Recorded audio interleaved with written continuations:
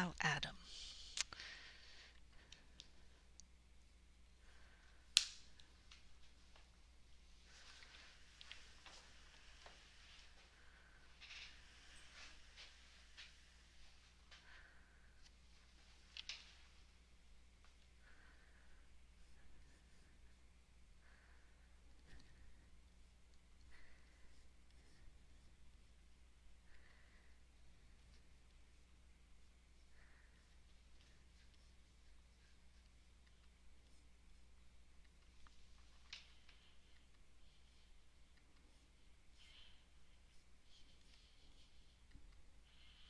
There she is.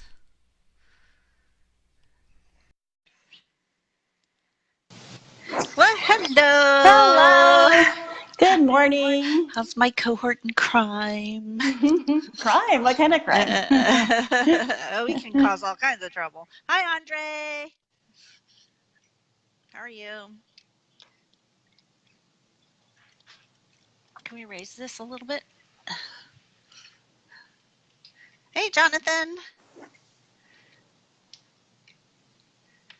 Alrighty. Good morning, Tom. Hello, everybody. Thanks for joining us. So glad to see that you could spend the morning with us for at least half an hour. Perfect. Thank you, Adam. You're the best. Oh, Andre says hi to you, Isabel. Hi, Jeff. Hello. Hi, Mike. We're ready and waiting for questions. If anybody has any, hit us up. So how are things in Matterport land, Isabel? Staying Things busy? are good. I have a question.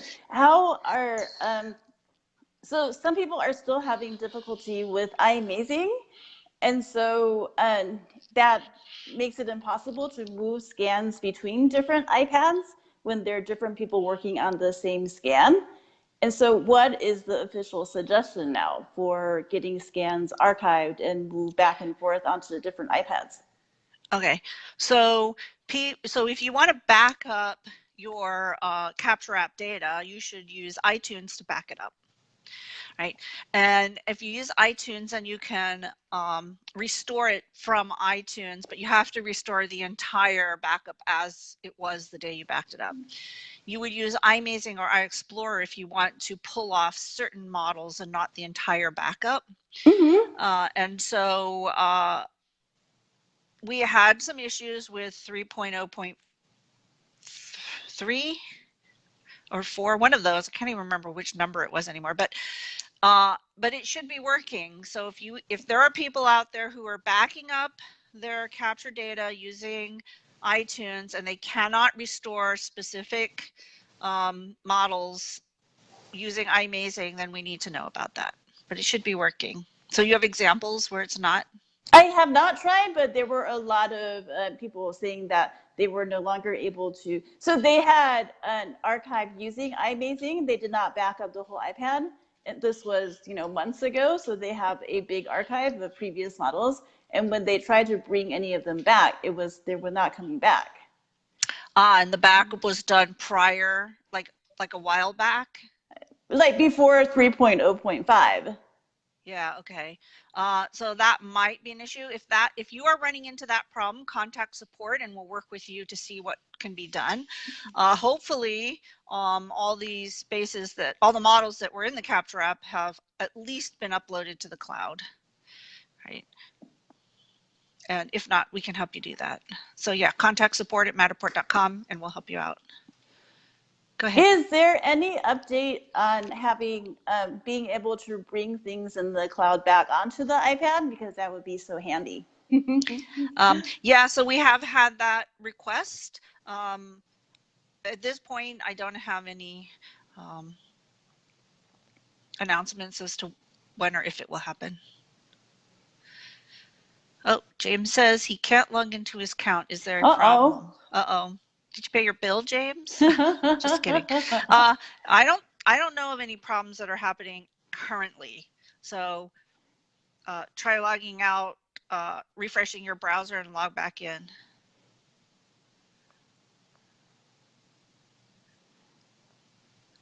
Peter can't log into his account. Uh-oh.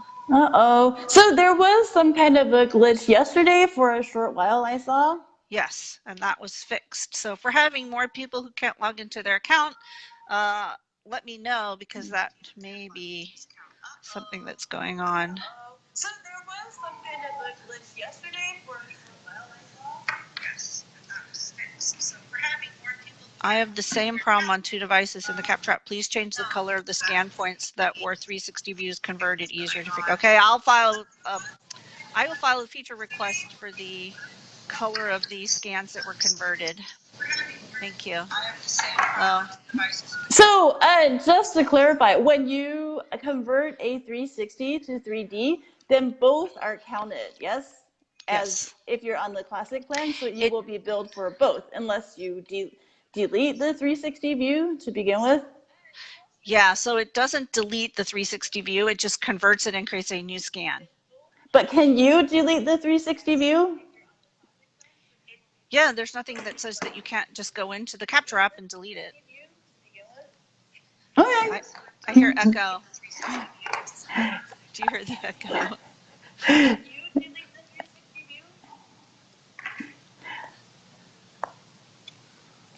Okay. You are using too much bandwidth with the live show. Uh-oh. Oh, sorry. That's Isabel. She's using the bandwidth. What? Me? No. I have another question about the capture app. So someone a while back mentioned that they felt that the data transfer is slower, like the okay to move camera phase is lasting longer, even if they stand right next to the camera. And so recently I rescanned a space that was identical to the same space I scanned before the current capture version, and I did notice that there was a longer lag. Not intolerable, but it was definitely longer. So does the current version of capture retrieve more data? Like, do scans now contain more data than before? I think Rhonda Sire also posted the same thing this morning. And so it's yeah, I don't know the answer to that, but I can definitely look into it and ask the engineer whether that's true or not, and why people are seeing that. okay. I know that when there's a lot of Wi-Fi interference, the camera can struggle, but this was the identical space. It was the same time of the day. It was vacant. There was nothing different except the different capture version. And were you jumping around when this happened, or were you doing consecutive scans? I was just going down. It was a gigantic hall, and I was just going step by step, like I did, 3 weeks ago. Mm-hmm. And you noticed a considerable difference in the time to Yes, align. it seemed to have more data to transfer or something. And what was the difference between 3 weeks ago and yesterday? Probably several seconds. I mean, it's not like, oh my gosh, is it done yet? But it's like, it's taking a little longer. Definitely. So that was your perception, right? Yeah, I didn't time it 3 weeks ago, so I don't have any data to compare. And what was the difference? Did you have a different version of capture? Yes, so this was before. I think previously it was on 3.0.3. Mm-hmm. So I didn't do any scans during the time when there was a 3.0.4 error, and then I updated immediately when 3.0.5 came out. Okay. And so the difference was before you were on 03 and now you're on 05. Yes. Okay. So it seemed to, I don't know, maybe capture now retrieves more data. That was my guess. Okay. So that's something that I will look into, and I'll get back to you on that. All right. Yeah. So other people are saying they're finding the same thing. Interesting data. All right. Great. Perfect. So maybe because of Cortex, it is doing more in the background, or even if you're not converting. I don't know. Yeah, I don't know. Oleg says, D, is there anything I can do on my side to make your job easier when connecting multiple models for large buildings? Yes, actually.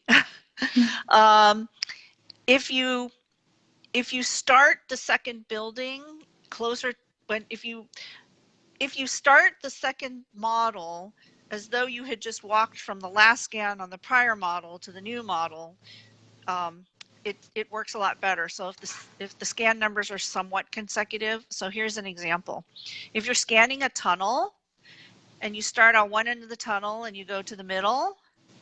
Then if you start the new model and you go to the other end of the tunnel, like this farther end, and you scan to the middle, that makes my life a lot harder because the 2 points that join are the higher scan numbers. And when I pull it on my computer, it puts the zeros, the first scans together. And then if it's a big scan, it doesn't fit on my monitor, so I'm kind of blind and I have to move them around like this. So if you either start both of them in the middle and work out, that's good. Oh, I didn't know that. End the first one here and you start the second one here and continue on, that makes my life a lot better. I see. So don't come and meet in the middle. Start at the same point. Yes. Exactly. Is it possible to publish a stitching guide on what we can do to make your life easier? Because these things, it only comes up here, and people who didn't have a chance to attend today may not have a chance to know. And still, a lot of people still aren't aware of, what can be stitched, that there needs to be overlap. And so is it possible to assemble a list of what's helpful and requesting stitching? We could do that. So there doesn't have to be overlap. We can stitch floors by stacking them. We can stitch granny houses with main houses. They don't have to overlap. It's best so for example, if you have a main house and then it has like a guest house, if you have one scan outside the door where you can see the other scan, because then you can jump from one scan to the other. If you don't have that and you just have interior scans, you then have to use matter tags to pull your customers from one building to the other, or they have to go through the floor plan view. So if you think about things like that, it makes the end user experience a lot better. So if we can write all these down, then maybe people can have it on hand. Because when you're in the panic, when you're on site and something doesn't work out, you're not really thinking about what's the next step for stitching. So if this is a service that's being offered, then I think people need more parameters to help guide them to make your life easier. Yep, I could definitely work on that. Yay. Hi, Jack. Hi, Charisse. Hi, Doug. Oleg says I need a bigger monitor. Don't we all? I actually don't need a bigger monitor. I need a monitor with more higher res. So I have a 2K monitor. I stitched some pretty big buildings. Tunnels are hard. Tunnels are challenging. All right. Doug says, any new, oops, that just went off my screen. Uh-oh, something's on fire. Yeah, you're right. There goes the fire truck. Can motor fault be ISO? Steven says, can motor fault be isolated issue, or does it mean I'm in for trouble? If you get a motor fault, reboot the camera. If it goes away, you're good. If not, you need to contact support. What does motor fault mean? It means the spinning mechanism is not happy? I don't know exactly what it means, but it is one of the errors that you can get on your camera while you're scanning. You can get a motor fault or a sensor error. I've gotten that before. What does that mean? What sensor? I don't know. I just know that it's an error and you need to reboot the camera, and if it doesn't fix it, then you need to contact us. Because typically that means we need to pull it in for repairs. What is the time frame in getting something sent in for repairs? I know you mentioned before that if someone has a repair request, the camera gets shipped back to Matterport and the owner gets a replacement camera back. And so how long does that typically take? So the minute we file an RMA, that starts the whole return process. We need a shipping address. So if you know your camera needs to come in for repairs, if you just give us the shipping address right off the bat, that speeds up the process. And then we need to know the serial number of the camera. Once that happens, typically a replacement gets shipped out that day or the next day, depending on what time of the day it is. Depending on where you live, it can take, in the US, up to 5 business days. If you live closer to California, it's of course shorter. But that's about the time you're out, because once you receive the replacement, you take it out of the box, you put the broken one into the same box, and you ship the broken one back, and you keep the replacement. And we do this so that the time that you're without a camera is as short as possible.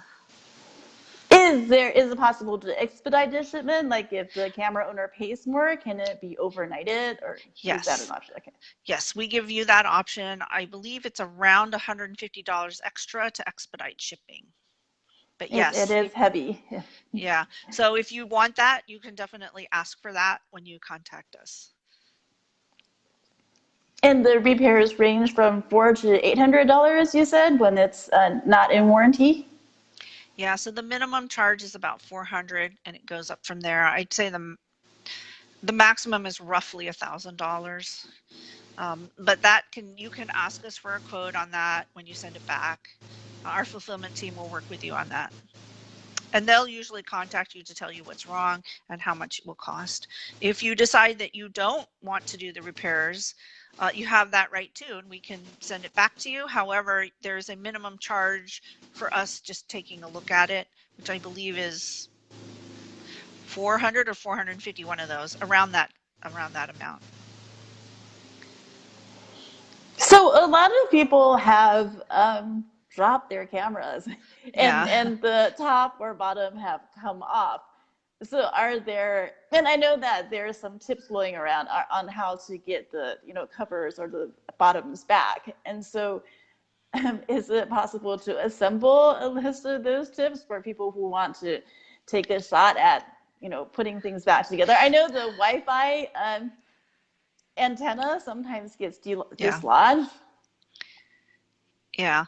So if you want to do your own repairs, of course, you do so at your own risk, and you then void your warranty. Well, some of us have had our cameras for more than a year, so they're not under warranty anyway. Yeah, I know. So yeah, I mean, yeah, that's a tricky one. Yeah. We typically don't give out instructions on how to fix your camera. But is it possible to have a diagram on what's inside, so that a lot of people here are really electronically inclined? Yeah. So if they knew what's what, then. So that's not something that we provide. Okay. Yeah. Sorry. All right. James Hilton says, I have a very large university building to do next month. I'm not worried about its size, as I've done large buildings before, but it has large open spaces across 3 floors. Should I use the window marker so that the viewers don't fall into the void, or will that block movement on the ground floor? Yes. Actually, it's unpredictable. It may. So when you have 2 floors and the second floor has a balcony overlooking the first floor, and you put a window marker on that, a lot of people want to not fall through. And so sometimes it puts like an invisible wall on the lower floor, but not always. Oh, so that happens so what the window marking is doing is it's looking for where that wall meets the floor. Okay, and then it stops there. But sometimes you have like so you'll have like an open area, and you mark a window that is above an open to below, and so it's looking for where that floor meets that wall, and what it does is it then extends it all the way down. So that does happen. But in this case, if you've got the second floor, which is less than the first floor, you can mark those as windows, because it'll see the ground where it meets the window marking. So it won't extend all the way down. But what will happen is you'll then have a wall all the way from the floor on the second floor all the way up, right, to the ceiling. And you don't always want that. Sometimes there's a railing, and the railing has enough mesh to stop you from falling off. Sometimes not. Sometimes it's like glass, right? And you can just look from the glass down to the floor below. I would definitely mark those as windows so you don't fall through the glass. But if you have a space where people are falling from one floor to the other, let me know, and I'll send you a space of a hospital. And what happened there? Well, you can scan I've got scans of hospitals, and so you can go to the hospital and get repaired when you fall down. I'm just kidding. It's a joke. That's awesome. So one guy was scanning a hospital, and he had that problem where he was falling down to the next floor. I'm like, At don't worry, least you're you're in the in the hospital. hospital. No problem. So you can put a matter tag on the lower floor saying that if you fall in, the emergency room is to the left.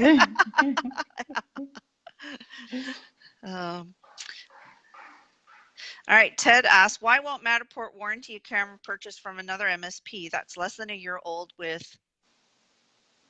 That's an interesting, yeah, so if Matterport is willing to warranty for a full year, then shouldn't it last for a full year, regardless of who owns it?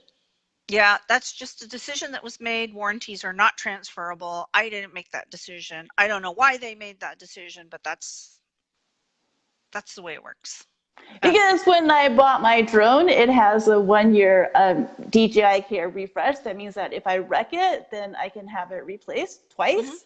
And so if I sell the drone now, it still has, several more weeks on it. And so the new owner would have that benefit. Right. Yeah. And so a lot of other vendors do that. Or like my fridge, right? The warranty. Wow, really? Like on cars, they don't warranties are not transferable, right? So it just depends on the company and what their policies are. All right. Jeff Burns says currently exterior 360 views automatically connect to the nearest interior scan. Can this be changed? What can we so that we can override it? Often the connection ends up through a front bedroom when it should be more intuitive to see the exterior 360, and it just went off my screen. Do you see that? I am not seeing comments today. I don't know why. Something is not working for me. And so, yes, that's a big frustration for me too. And I pretty much stopped using 360 placements because of it. I've had many cases where the closest 3D scan was in the bathroom. So you're looking at the yard or you're looking at the parking lot, and then suddenly you're in the bathroom. Yeah. It's like, no, I would love to be able to return to the lobby or, somewhere that I choose. So there's several things here that you can do. So one is we have heard you, the head engineer on this has said that they've heard the customers and that they're taking that into account and they're making some changes. But if you're out scanning and you know that you're going to be taking a 360 view and you want it to be outside a specific location on the interior, then take a scan there so that you can connect it to that scan, right? So a little bit of planning ahead can help you. Right? So in my situation, let's say that, the parking lot just happens to be outside the bathroom, but I want to return from the parking lot to the front lobby. So that's not possible because the software is designed to return you to the closest 3D scan. Right. So if I stand outside the lobby, it'll be a brick wall, and that is not where I want my 360. But you could place the 360 right outside the front door so that when you go to it, you come back. And then when you can go to it from the front door, and yeah, it may be off to the side a little bit, but that's okay because when you spin around in that 360, you'll see that, right? So you can do things like that. But in the dollhouse view, it looks a little goofy. It pops up in the not expected place. So it's just a little inconsistent. That's all. Yeah. And we've heard you. Oh, Isabel, turn your cat down. We hear it. Oh, Ravi's back. Ravi has a question for you, Isabel. I cannot see comments today. What is he saying? Oh, Ravi says, Oculus Go. Oh, yes, as always. And there was a thread this morning too on, how it's cumbersome to have to side load the files to get it into the app. So will we ever be able to add additional spaces to the app? Yeah, I don't know about that. Except that Ravi asks about it every week. There's no change this week, Ravi. Oh. It was so cumbersome that I used it twice, and then I ended up selling my Oculus Go because it's just so, the process is so friendly, so not friendly. Yeah, well, We're working on that too. There's Robbie. Robbie's laughing. Robbie's become our favorite. Of course. I don't see the comments either. Like, Uh-oh. they keep scrolling off my screen. All right. If you have a question, ask it again so it'll come up and we can see it. and in the meantime, Tom says your cat wants lunch. He does. He always does. My cat weighs a zillion pounds. He's enormous. He could eat an Oh elephant. no, is it a fat cat? It's a very fat cat. Oh.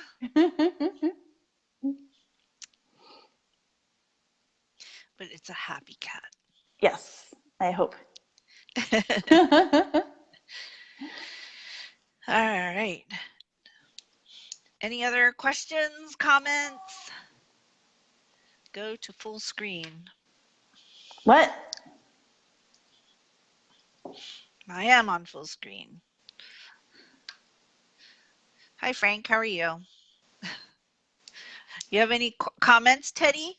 Teddy said a few things, but not much. All right, Teddy, say something. Make a comment. Yeah, I'm not seeing comments either. I don't know what's going on. So anything else that you want to talk about, Isabel? No, not really. How was your last scanning experience, other than it being a little bit slower than normal? Oh, that turned out fine. Oh, I used the Pat Durkin stair trick. It was wonderful. So this space is a city hall type thing that they have art exhibitions in. And so I couldn't finish it 3 weeks ago, and I went back to finish it. And so it has these really, really narrow, steep stairs going up. And it's really, really long. And because they're big hallways, both upstairs and downstairs, there's nowhere to hide that you can be unseen. You have to go into a meeting room or bathroom. So you're placing the camera on the stairs, and it's really precarious. And then you have to go a really, really, really long way to not be seen. And so, and also there's always traffic, right? Because it's a public place. So it's terrible to place the camera there and worry about both being seen and being knocked over. And but the Pat Durkin trick is amazing. So you start at the very, very bottom of the stairs, and you extend your camera center column all the way. You make it really, really, really tall so that it catches as much of the stairs as possible from the very bottom when it's on flat ground. And then you go to the top or to the middle landing where it's flat again. And now you collapse the tripod all the way so that it's very, very low to the ground, so that the vantage point is as similar as possible to the very bottom tall scan. And if it connects, then you don't have to do the stair things at all. Then your camera, you don't scan the stairs at all? If you can get the very low scan at the top and the very high scan at the bottom to align, then you don't have to do the awkward thing where the tripod legs are different lengths and you're trying to either hide or go under it. And wow. So I got tired of hiding, and I was trying to squeeze myself under the tripod.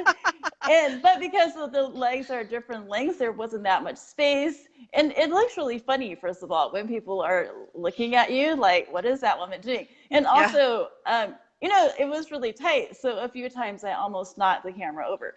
And so it was not a good scene. So I was very, very happy to learn this trick. It was amazing. Wow, so I'm glad to hear that works. How many stairs can you get it? What's the maximum number of stairs that you can have to get it to work?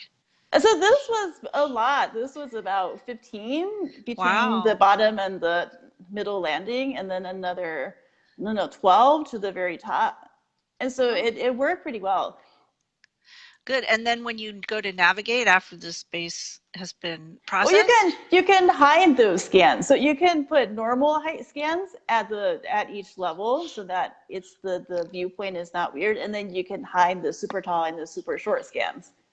But can you navigate up the stairs? When you click up the top of the stairs, it goes all the way to the top, and that works? So you just fly to the middle landing and then to the top. You don't get to stop every few steps on the stairs. No, but that's good. Yeah, because it's really awkward anywhere. There's nothing to see on the stairs, and people get confused anyway.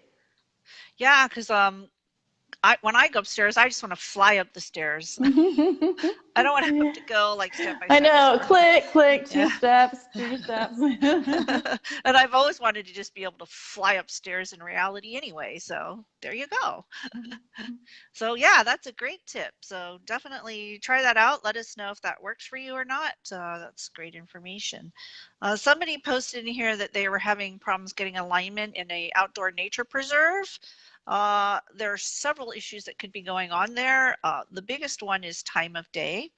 If you're scanning outside and you don't have like a building around you that's already defined some of the scenery around you, the camera does have a hard time in bright sun, so you should go back either at civil twilight, which is first thing in the morning or later at night, or put a light on top of your camera and go at night. We recently had somebody who tried that. I don't remember who it was, but they went outside in the night at night and it worked beautifully. Yeah, and we have lights that we suggest you purchase. If you go to our help center and search on lights, there's you can attach them to the top of your camera using Velcro pads, and it works really well. All righty. Well, we've already hit 9:30. I wanted to thank everybody for joining us today. Of course, it's been a lot of fun, like it always is. I did want to take a few minutes to thank everybody this week who's reached out, said some really nice things about me. I'm touched. It means so much to me. I thank you, everybody. We love Yeah. you. You're the best. Thank you. And you guys are what keeps me going. You guys are what makes me work the way I do. So it's a great relationship. And again, I just wanted everybody to know that I've heard you all and you really have touched my heart. So thank you. All right. So we will be back same time, same place next week. Join us for another fun version of Facebook Live on MOUG. Talk to you next week, everybody. Bye. Bye.